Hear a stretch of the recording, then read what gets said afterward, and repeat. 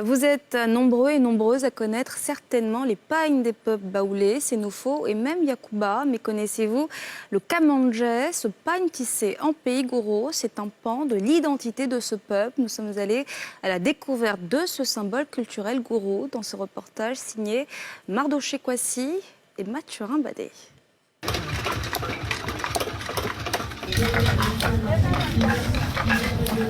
Nous sommes au cœur d'un atelier de tissage de pagnes traditionnelles gouro appelé Kamandjé dans le village de Bounafla, situé à 45 km de Saint-Fra, dans le centre-ouest de la Côte d'Ivoire.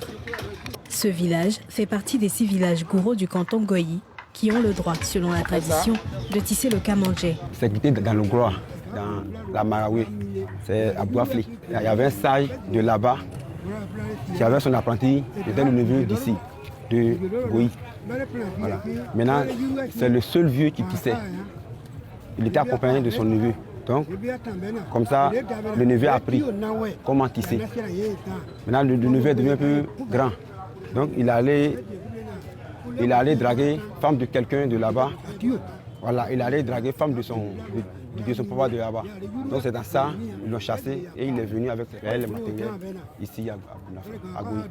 Quand le neveu a envoyé le Kamandjé, ils se sont associés, les chefs se sont associés, ils se sont réunis pour choisir 2 personnes par village pour tisser.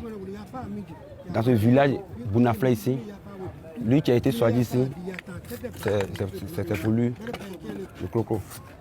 La fabrication du Kamandjé est un travail méticuleux qui produit un résultat exceptionnel. Un précieux savoir-faire jalousement préservé et esthétiquement amélioré au fil des années par la nouvelle génération. Tous les 6 chefs des 6 villages gourous se sont réunis à la tête de leur chef central, qui est le chef des tribus. On a mis des règles pour ne pas qu'effectivement le pain sorte. Voilà. Donc les tisseurs, c'est ceux qui sont originaires effectivement de la localité là, qui peuvent tisser. Quand je parle d'originaire, c'est que ceux qui sont natifs d'ici et ceux qui ont leur père d'ici. Les garde-fous, c'est que ici on a notre forêt sacrée, on a notre masque. Voilà, c'est ça le problème. Parce qu'une fois que tu t'amuses effectivement à aller confectionner le pain ailleurs, tu es parti d'une famille. Moi comme ça, j'ai mon neveu effectivement qui allait confectionner le pain ailleurs, soit peut-être que chez son papa. Et on déclare que moi, mon neveu allait tisser le pain ailleurs. Automatiquement, on vient chez moi. On me dit, voilà ce que ton neveu allait faire. Et moi, je me déplace, je vais dans le village de mon neveu, je vais prendre les instruments dans sa main pour ramener. Et dès que je reviens, on m'emmène, effectivement, on me convoque au niveau de la forêt sacrée. Et il y a des amendes que je dois payer. En plus de l'aspect artistique et culturel, le tissage du pagne Kamandjé constitue une véritable activité génératrice de revenus pour toute la chaîne de production. Quelle que soit la situation, quel que soit le problème, une fois que le pain Kamandjé sort, c'est-à-dire qu'on ne peut plus parler. L'activité nourrit son homme. La maison dans laquelle nous sommes là, c'est grâce au pain Kamandjé. Le président a pu construire effectivement ce courant, qu'on appelle ce bâtiment. Ça nous permet de subvenir à nos besoins et ça nous permet même, il y a beaucoup d'élèves là, à travers ce métier-là, ils puissent payer leur scolarité et puis bon, aller. Je cultivais du riz, maïs et puis igname. Je plantais mon cacao. Maintenant que j'ai trouvé que ça là, ça peut m'apporter quelque chose. Donc c'est pourquoi j'ai eu la machine pour ça.